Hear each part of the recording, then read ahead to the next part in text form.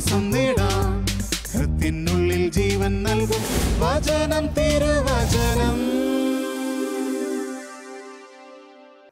കർത്താവേ, നിന്റെ അനുഗ്രഹങ്ങൾക്ക് പകരമായി ഞാൻ നിനക്ക് എന്ത് തരും? രക്ഷയുടെ കാസ കയ്യിലെടുത്ത് പിടിച്ച് ജീവിതകാലം മുഴുവനും ഞാൻ എൻ്റെ കർത്താവിൻ്റെ നാമം വിളിക്കും. എൻ്റെ ഈശോയിൽ സ്നേഹമുള്ളവരെ, വിശുദ്ധ യോഹന്നാൻ എഴുതിയ സുവിശേഷം 3-ാം അധ്യായം 16-ാം വചനം നമുക്ക് സുപരിചിതമാണ്. എല്ലാവരുടെയും അധരങ്ങളിൽ സദാസമയവും ഉള്ള കർത്താവിൻ്റെ ഒരു വചനം എന്തെന്നാൽ, തന്നിൽ വിശ്വസിക്കുന്ന ഒരുവനും നശിച്ചു പോകാതെ, അവനിൽ വിശ്വസിക്കുന്ന ഏവനും നശിച്ചു പോകാതെ നിത്യജീവൻ പ്രാപിക്കുന്നതിന് വേണ്ടി തൻ്റെ ഏകജാതനെ നൽകാൻ തക്കവിധം ദൈവം ലോകത്തെ അത്രമാത്രം സ്നേഹിച്ചു. ദൈവം തൻ്റെ പുത്രനെ ലോകത്തിലേക്ക് അയച്ചത് ലോകത്തെ ശിക്ഷയ്ക്ക് വിധിക്കാനല്ല, പ്രത്യുത അവൻ വഴി ലോകം രക്ഷ പ്രാപിക്കാനാണ്.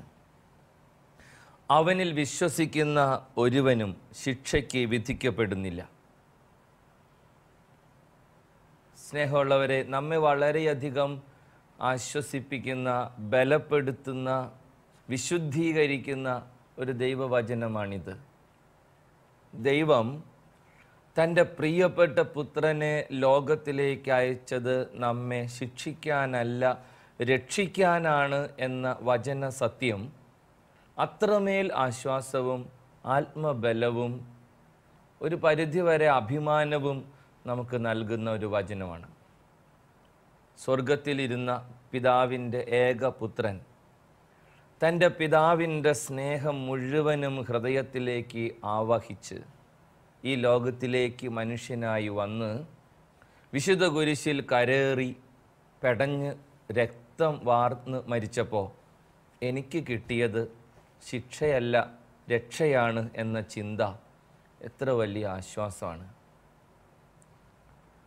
ദൈവപുത്രൻ്റെ മനുഷ്യാവതാരം, ക്രിസ്തുവിൻ്റെ കുരിശു മരണം, അവൻ്റെ പരസ്യ ജീവിതം, ഉദ്ധാനം എല്ലാം എൻ്റെ ജീവിതത്തെ വീണ്ടെടുക്കുന്ന, എൻ്റെ ജീവിതത്തിന് രക്ഷ നൽകുന്ന ദൈവിക പദ്ധതിയാണെന്നുള്ള തിരിച്ചറിവ് വല്ലാത്ത ആശ്വാസമാണ് എനിക്ക് തരിക.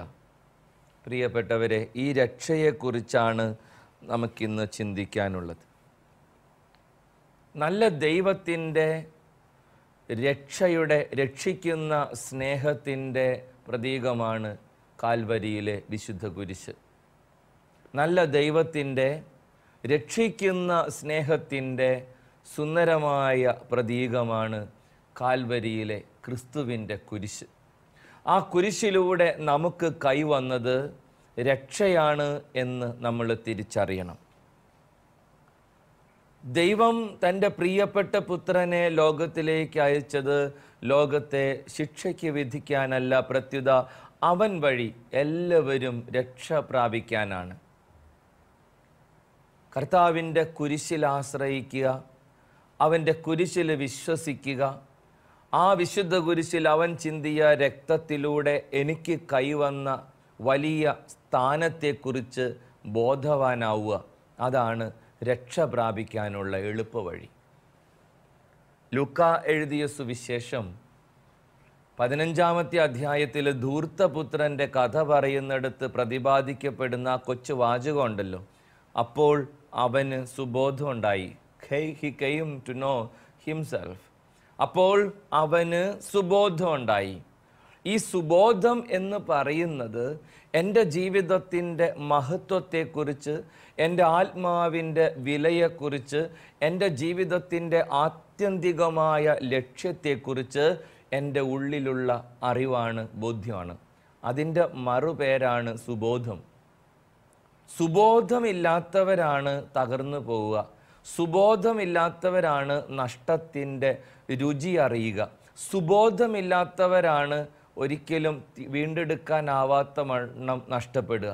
സുബോധമുള്ളവൻ ഒരു കാലത്ത് തിരിച്ചെത്തുമെന്നുള്ളത് ഉറപ്പ്. ധൂർത്തപുത്രൻ മടങ്ങി വരാനുള്ള പ്രഥമവും പ്രധാനവുമായ കാര്യം അച്ഛന് തോന്നുന്നത് അവൻ്റെ ഉപബോധ മനസ്സിൽ ഉറങ്ങിക്കിടന്ന ഈ സുബോധമാണ്. അവനിലൊരു ബോധ്യം ഉണ്ടായിരുന്നു, ഞാൻ ആരാണ്, ഞാൻ എന്താണ് എന്നുള്ളത്. ആ ബോധ്യം നഷ്ടപ്പെടുമ്പോഴാണ് നമ്മുടെ ജീവിതം പലപ്പോഴും വല്ലാണ്ടായി പോവുക. ഒരമ്മയ്ക്ക് താൻ ഒരമ്മയാണെന്നുള്ള സുബോധം എപ്പോൾ നഷ്ടപ്പെടുന്നോ അപ്പോൾ അവൾ ഒരു ഭീകര രൂപിയാകും, അല്ലെങ്കിൽ ഒരു മ്ലേച്ഛ വസ്തുവാകും. ഒരപ്പന് താൻ ഒരു പിതാവാണെന്നുള്ള സുബോധം എപ്പോൾ നഷ്ടപ്പെടുന്നുവോ ആ നിമിഷം മുതൽ അയാൾ മദ്യപിക്കുന്നവനും ധൂർത്തടിക്കുന്നവനും വഴിയറമ്പിൽ കിടന്നുറങ്ങുന്നവനും എവിടെയെങ്കിലുമൊക്കെ നഷ്ടപ്പെടുന്നവനുമാവും. ഒരു മകനും ഒരു മകൾക്കും തൻ്റെ മാതാപിതാക്കൾക്ക് പ്രിയപ്പെട്ടതാണെന്നുള്ള ചിന്ത നഷ്ടപ്പെടുമ്പോൾ, സുബോധം അന്യമാകുമ്പോൾ പിന്നെ കാണിച്ചു കൂട്ടുന്ന, ചെയ്തു കൂട്ടുന്ന, എത്തിപ്പെടുന്ന അപകടങ്ങൾക്ക് ഒരു കൈയും കണക്കുമില്ല. സുബോധമാണ് ഒരു മനുഷ്യൻ്റെ ജീവിതത്തെ മഹത്വീകരിക്കുന്നത്.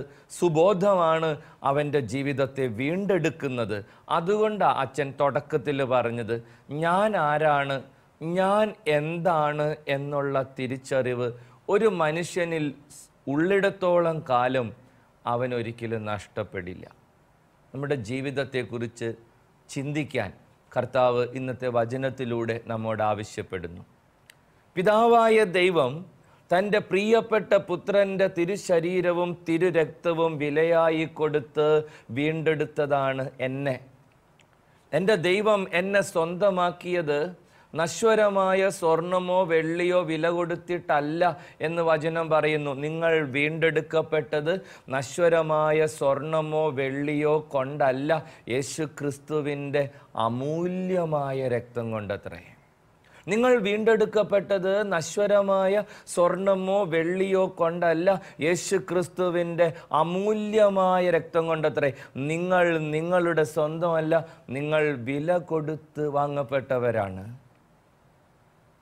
വിശുദ്ധ കുരിശിലേക്ക് നോക്കിയാൽ എൻ്റെ ജീവിതത്തിൻ്റെ വില എന്തെന്ന് എനിക്ക് മനസ്സിലാകും. ക്രിസ്തുവിൻ്റെ കുരിശിനെ ധ്യാനിച്ചാൽ എൻ്റെ ജീവിതത്തിൻ്റെ മഹത്വം എന്തെന്ന് എനിക്ക് ബോധ്യപ്പെടും. ആ ബോധ്യവും ആ സത്യവും എന്നെ തളരാതെ തകരാതെ കാക്കും. എൻ്റെ വാക്കുകളും പ്രവൃത്തികളും എൻ്റെ സകലമാന വ്യാപാരങ്ങളും നിയന്ത്രിക്കുന്നത്, ഞാൻ തന്നെയും നിയന്ത്രിക്കപ്പെടുന്നത് ഈ ബോധ്യത്തിൻ്റെ പിൻബലത്തിലാണ്. പൗലോസ് അപ്പോസ്തലൻ തൻ്റെ ജീവിതത്തിൻ്റെ തകർച്ചയുടെ നിമിഷത്തിൽ കർത്താവിനോട് പ്രാർത്ഥിച്ചു. അദ്ദേഹത്തിൻ്റെ ലേഖന ഭാഗത്ത് തന്നെ പൗലോസ് ശ്ലീഹ അത് രേഖപ്പെടുത്തുന്നുണ്ട്. എൻ്റെ ശരീരത്തിലൊരു മുള്ളുണ്ടെന്നറിഞ്ഞ് അത് മാറ്റിത്തരാൻ എൻ്റെ കർത്താവിനോട് 3 വട്ടം മുട്ടിന്മേൽ വീണ് ഞാൻ പ്രാർത്ഥിച്ചു. പക്ഷെ അവൻ പറഞ്ഞു, നിനക്ക് എൻ്റെ കൃപ മതി. എന്താ അതിൻ്റെ അർത്ഥം? നിനക്ക് നീ ആരാണെന്നുള്ള ബോധ്യം മതി. മുള്ള് അവിടെ ഇരുന്നാലും എവിടെ ഇരുന്നാലും ഒരു പ്രശ്നമില്ല. നിന്റെ ജീവിതത്തിൽ ഏറ്റവും വിലപ്പെട്ടത് നിന്റെ ഉള്ളിലുള്ള എൻ്റെ സജീവമായ സാന്നിധ്യത്തെക്കുറിച്ച്, വിശുദ്ധ കുരിശിൽ ഞാൻ നിനക്ക് വേണ്ടി നേടിത്തന്ന രക്ഷയെക്കുറിച്ച് വലിയ വില കൊടുത്ത് ഞാൻ നിന്നെ സ്വന്തമാക്കിയെന്ന സത്യത്തെക്കുറിച്ചുള്ള അവബോധമാണ്. നിനക്കാവശ്യം എൻ്റെ കൃപയാണ്, നിനക്കാവശ്യം എൻ്റെ രക്ഷയാണ്. പ്രിയപ്പെട്ടവരെ, നമ്മളും ബലഹീനരാ, നമുക്കും പോരായ്മകളുണ്ട്, 1000 കുറവുകളുണ്ട്. പൗലോസ് പറയുന്നുണ്ടല്ലോ, ആഗ്രഹിക്കുന്നത് ചെയ്യാൻ എനിക്ക് പറ്റണില്ല, ആഗ്രഹിക്കാത്തത് ഞാൻ അടിക്കടി അനുവർത്തിച്ചു പോകുന്നു. ഇച്ഛിക്കുന്ന നന്മയല്ല, ഇച്ഛിക്കാത്ത തിന്മയാണ് ഞാൻ പ്രവർത്തിക്കുന്നത്. ഞാൻ ദുർഭകനായ മനുഷ്യനാണ്. എൻ്റെ ആത്മാവിൽ ദൈവത്തിൻ്റെ നിയമമുണ്ട്, എൻ്റെ ശരീരത്തിൽ ലോകത്തിൻ്റെ നിയമമുണ്ട്. ഞാൻ ദുർഭകനായ മനുഷ്യൻ. എന്നിട്ട് പൗലോസ് പറയും, പാപത്തിന് അടിമപ്പെട്ട ഈ ജീവിതത്തിൽ നിന്ന് ആര് എന്നെ മോചിപ്പിക്കും? റോമർക്ക് എഴുതിയ ലേഖനം 17 അധ്യായം 25 വചനം. ആര് എന്നെ മോചിപ്പിക്കും? നമ്മുടെ കർത്താവായ യേശു ക്രിസ്തു വഴി ദൈവത്തിന് മഹത്വം. കർത്താവിൻ്റെ കൃപയാണ് എനിക്ക് വിലപ്പെട്ടത്. അപ്പോസ്തലൻ വ്യക്തമായി ഈ 7 അധ്യായം 25 പറഞ്ഞു വയ്ക്കുന്നത് ഈ ഒരു കാര്യമാണ്. കർത്താവ് അവൻ്റെ പ്രിയപ്പെട്ട പുത്രനിലൂടെ എന്നെ വീണ്ടെടുത്തു എന്ന ഒറ്റ ചിന്തയാണ് എന്നെ വീണ്ടെടുത്ത് വിശുദ്ധീകരിക്കുന്നതും ശക്തനാക്കുന്നതും. പ്രിയപ്പെട്ടവരെ, തമ്പുരാൻ്റെ മുമ്പിൽ നമ്മുടെ ജീവിതത്തെയും ബലഹീനതകളെയും സമർപ്പിച്ച് നമ്മൾ പ്രാർത്ഥിക്കണം. വിശുദ്ധ കുരിശിലൂടെ കൈവന്ന രക്ഷ, വിശുദ്ധ കുരിശിലൂടെ സ്വന്തമായ സമാധാനം, വിശുദ്ധ കുരിശിലൂടെ ഹൃദയത്തിലേക്കും ജീവിതത്തിലേക്കും കടന്നു വന്ന സന്തോഷം, അതിന് എൻ്റെ ദൈവം അവൻ്റെ പ്രിയപ്പെട്ട പുത്രനിൽ വലിയ വില കൊടുത്തിട്ടുണ്ടെന്നുള്ള അവകാശവാദവും ആശ്വാസവും എൻ്റെ ജീവിതത്തെ മറ്റൊന്നാക്കി പരിവർത്തനപ്പെടുത്തും. എൻ്റെ ജീവിതത്തെ വീണ്ടെടുക്കുന്നത് ഈ ഒരു യാഥാർത്ഥ്യമാണ്. അതെൻ്റെ മനസ്സിൽ നിറയുമ്പോഴൊക്കെ എല്ലാ യാഥാർത്ഥ്യങ്ങളെയും, എല്ലാ പ്രലോഭനങ്ങളെയും, എല്ലാ പ്രയാസങ്ങളെയും പ്രതിരോധിക്കാൻ ഞാൻ ശക്തനാക്കപ്പെടുന്നുണ്ട്. അച്ഛൻ പലപ്പോഴും പറയാറുണ്ട്, കൊച്ചുമക്കൾ ചില വിഷയങ്ങൾ വളരെ ബുദ്ധിമുട്ടുള്ളതാണെന്ന് പറയും. ചില മാതാപിതാക്കൾ വൈദികരുടെ വിശുദ്ധ ബലിയർപ്പണത്തിന് ശേഷം കുഞ്ഞിൻ്റെ തലയിൽ കൈവച്ച് പ്രാർത്ഥിക്കാൻ കൊണ്ടുവരും. വീട്ടിൽ എന്തെങ്കിലുമൊക്കെ അസ്വസ്ഥതകൾ വരുമ്പോൾ ഉടനെ ഹന്നാം വെള്ളവും അല്ലെങ്കിൽ മറ്റെന്തെങ്കിലും വസ്തുവകകളൊക്കെ വെഞ്ചിരിച്ച് അവിടെയൊക്കെ കൊണ്ടുപോയി സൂക്ഷിക്കാനും തെളിക്കാനും ഒക്കെ ഉദ്യമിക്കും. എന്താ ഇതിൻ്റെയൊക്കെ അർത്ഥം? ക്രിസ്തുവിൻ്റെ തിരുരക്തം തെളിക്കപ്പെടുന്നിടത്ത്, ക്രിസ്തുവിൻ്റെ അഭിഷിക്തൻ്റെ കരങ്ങൾ വയ്ക്കപ്പെടുന്നിടത്ത്, യേശു ക്രിസ്തുവിൻ്റെ വിശ്വാസം ബലപ്പെടുന്നിടത്ത് എന്തൊക്കെയോ പരിണാമങ്ങൾ, വിടുതൽ സംഭവിക്കും എന്ന് തന്നെ. അതാണ് ഇതിൻ്റെയൊക്കെ അടിസ്ഥാനപരമായ വിശ്വാസം. പക്ഷെ അച്ഛനെ സംബന്ധിച്ചിടത്തോളം ഒരു ക്രിസ്ത്യാനി താൻ വീണ്ടെടുക്കപ്പെട്ടത് യേശുവിൻ്റെ തിരുശരീരത്താലും തിരുരക്തത്താലുമാണെന്നുള്ള ബോധ്യത്താൽ നിറയപ്പെട്ട് അവൻ്റെ വിശുദ്ധ കുരിശിൽ നിറഞ്ഞ പ്രത്യാശ വെച്ച് ദൃഢമനസ്സോടെ പ്രാർത്ഥിച്ചാൽ ലഭിക്കാത്തതായിട്ടൊന്നുമില്ല. ഒരു വൈദികൻ്റെ കൈവെപ്പ് ശുശ്രൂഷയ്ക്ക് അതിൻ്റേതായ പ്രാധാന്യമുണ്ടെന്ന് മനസ്സിലാക്കുമ്പോൾ തന്നെ ഒരു സാധാരണ ക്രിസ്ത്യാനിയുടെ വിശുദ്ധമായ കൈകൾക്കുള്ള അത്യുദാത്തമായ ദൈവീകമായ ശക്തിവിശേഷത്തെ ബോധ്യപ്പെടുന്ന ഒരു വൈദികനാണ് ഈ അച്ഛൻ. എൻ്റെ അമ്മ അവളുടെ വിശുദ്ധമായ കൈകൊണ്ട് എൻ്റെ നെറ്റിത്തടത്തിൽ വരയ്ക്കുന്ന കുരിശടയാളം എന്നെ എല്ലാവിധത്തിലുള്ള ആപത്ത് സന്ധികളിലും നിന്ന് കാത്തു സൂക്ഷിക്കുമെന്ന് എനിക്കൊരു വിശ്വാസമുണ്ട്. ഞാൻ കണ്ടുമുട്ടുന്ന എല്ലാ ദിവസവും എൻ്റെ ബലിയർപ്പണത്തിൽ പങ്കുചേരുന്ന കൊച്ചുമകൾ, അവൾക്ക് ഇംഗ്ലീഷ് വിഷയം ബുദ്ധിമുട്ടാണെന്ന് അറിഞ്ഞ് പഠിക്കാനിരിക്കുന്ന വേളയിൽ അവളുടെ ഇംഗ്ലീഷ് ടെക്സ്റ്റ് ബുക്കിൻ്റെ പുറത്ത് കുരിശടയാളം വരച്ച് പ്രാർത്ഥിക്കുമ്പോൾ അതിന്മേലുള്ള എല്ലാ പൈശാചികമായ ബന്ധനങ്ങളിലും നിന്ന് ആ കുഞ്ഞ് മോചിപ്പിക്കപ്പെടുമെന്നൊരു വിശ്വാസം ഈ അച്ഛനുണ്ട്. അതുകൊണ്ട് എൻ്റെ മക്കളോട് ഞാൻ പറയാറുമുണ്ട്, നീ വീണ്ടെടുക്കപ്പെട്ടത് ക്രിസ്തുവിൻ്റെ രക്തം കൊണ്ടാണ്. നീ സ്വന്തമാക്കപ്പെട്ടത് അവൻ്റെ പീഡാനുഭവത്താലാ. അവൻ നിനക്ക് വേണ്ടി വലിയ വില വിശുദ്ധ കുരിശിൽ അർപ്പിച്ചിട്ടുണ്ട്. ആ ബോധ്യം നിനക്കുണ്ടായിരിക്കണം. ആ ബോധ്യത്തിൽ ജീവിതത്തിലുണ്ടാകുന്ന പ്രലോഭനങ്ങളോട് ദൂരെ പോകാൻ പറയണം. പ്രയാസങ്ങളോട് മാറി നിൽക്കാൻ കൽപ്പിക്കണം. എല്ലാ അസ്വസ്ഥതകളോടും ദൂരെ മാറാൻ ആജ്ഞാപിക്കണം. നിനക്ക് അസാധ്യമായിട്ടൊന്നുമില്ല. ഈ ബോധ്യത്തോടെയുള്ള പ്രാർത്ഥനയ്ക്ക് വലിയ ഫലമുണ്ടെന്ന് കർത്താവ് തന്നെ നമ്മളെ പഠിപ്പിച്ചിട്ടുണ്ട്. ഈ ബോധ്യം എത്രമാത്രം ഹൃദയത്തിലുണ്ട് എന്നത് നമ്മൾ ആത്മശോധന ചെയ്യേണ്ടുന്നൊരു കാര്യം. സുബോധമുള്ളവരാകാം. എൻ്റെ ജീവിതത്തിൻ്റെ ഉന്നതമായ ലക്ഷ്യങ്ങളെ ധ്യാനിക്കാം. എൻ്റെ ജീവിതത്തിൻ്റെ സകല തകർച്ചകളിലും നിന്ന് എന്നെ വീണ്ടെടുക്കാനാണ് നല്ല ദൈവം അവൻ്റെ പ്രിയപ്പെട്ട പുത്രൻ ഈ ലോകത്തിലേക്ക്, എൻ്റെ മണ്ണിലേക്ക് പറഞ്ഞു വിട്ടതെന്ന് ആഴത്തിൽ ബോധ്യപ്പെടാം. ആ ബോധ്യം എൻ്റെ ഹൃദയത്തിൽ നിറയുമ്പോൾ ഞാൻ എത്രമാത്രം ശക്തനായി മാറുന്നുണ്ടെന്ന് തിരിച്ചറിയാം. പ്രയാസങ്ങളുടെ മേലും ജീവിത ദുരന്തങ്ങളുടെ മേലും ക്രിസ്തുവിൻ്റെ കുരിശിൻ്റെ ശക്തി ഹൃദയത്തിൽ ആവാഹിച്ച് ആജ്ഞാപിക്കാൻ കരുത്താർജിക്കണം നമ്മൾ. പ്രിയപ്പെട്ടവരെ, ഒരു ക്രിസ്ത്യാനിയെ സംബന്ധിച്ചിടത്തോളം ഇതൊരു നിസ്സാര കാര്യമല്ല. യേശുവിനോടുള്ള സ്നേഹം, യേശുവിൻ്റെ രക്ഷയിലുള്ള വിശ്വാസം, അതാണ് നിന്റെ ജീവിതത്തെ രക്ഷിക്കുന്നത്.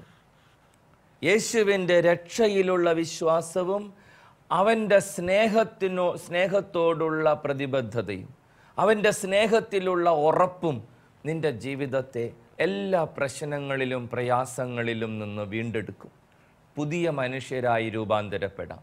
നിങ്ങളുടെ ഉള്ളിലുള്ളവൻ പുറത്തുള്ളവനേക്കാളും ശക്തനാണെന്ന് വചനം പറയുന്നു. അർത്ഥം മറ്റൊന്നുമല്ല പ്രിയപ്പെട്ടവരെ, നിന്റെ ഹൃദയത്തിലുള്ളവൻ പുറത്തുള്ളവനേക്കാളും ശക്തനാണ്. എത്ര വലിയ കടബാധ്യതയോ എത്ര വലിയ പ്രശ്ന പ്രതിസന്ധികളോ നിന്റെ ജീവിതത്തിൻ്റെ പ്രതിയോഗികളോ എത്ര വലിപ്പമുള്ളതായിരുന്നാലും നിന്റെ അകത്തുള്ളവനോളം വരില്ല അതൊന്നും. സാധാരണ ഇംഗ്ലീഷിൽ ഞാൻ പറഞ്ഞു കേട്ടിട്ടുണ്ട്, don't be drowned in an spoon full of water. ഒരു സ്പൂൺ വെള്ളത്തിൽ മുങ്ങിച്ചാകരുതെന്നാണ് അത്ര അർത്ഥം. ഒരു സ്പൂൺ വെള്ളത്തിൽ ആരും മുങ്ങിച്ചാവരുതെന്ന്. ഒരു സ്പൂൺ വെള്ളത്തിൽ ആർക്കെങ്കിലും മുങ്ങിച്ചാകാൻ പറ്റുമോ? ഒരു സ്പൂൺ വെള്ളത്തിൽ ആരെങ്കിലും ഈ നാൾ വരെ മുങ്ങിച്ചത്തതായി നമ്മൾ കേട്ടിട്ടുണ്ടോ? ഒരു സാധാരണ മനുഷ്യൻ്റെ കാര്യം വിട്, നമ്മളൊക്കെ ആനകളാണെന്ന് ഓർക്കണം.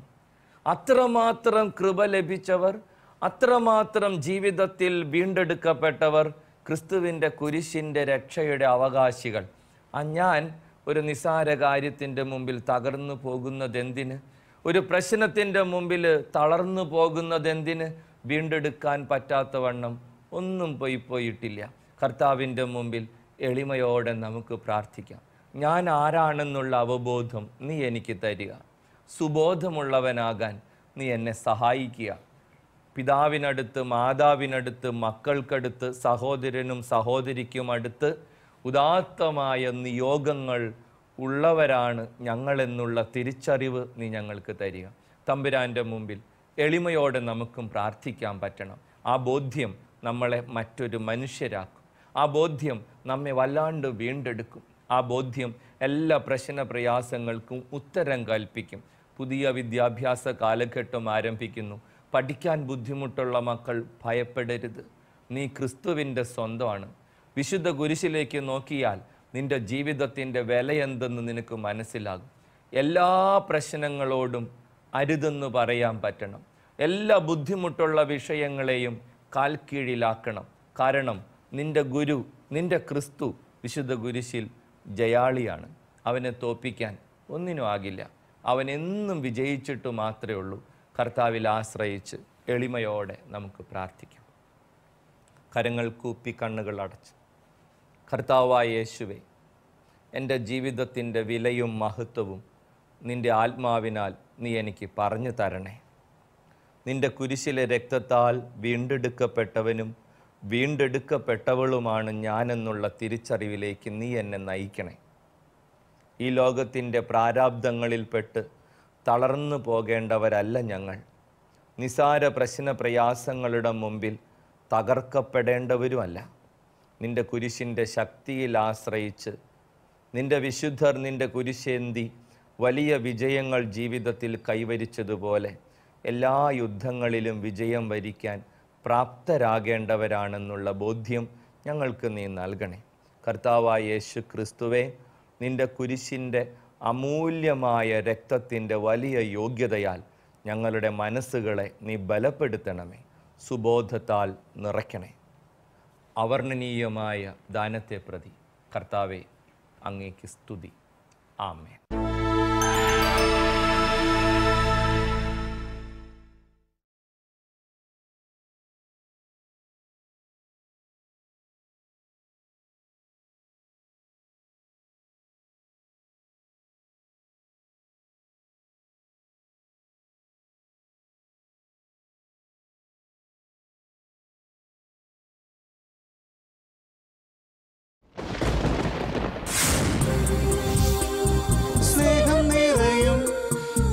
സ്വരം കാതോർക്കാം, ആശ്വാസം നേടാം.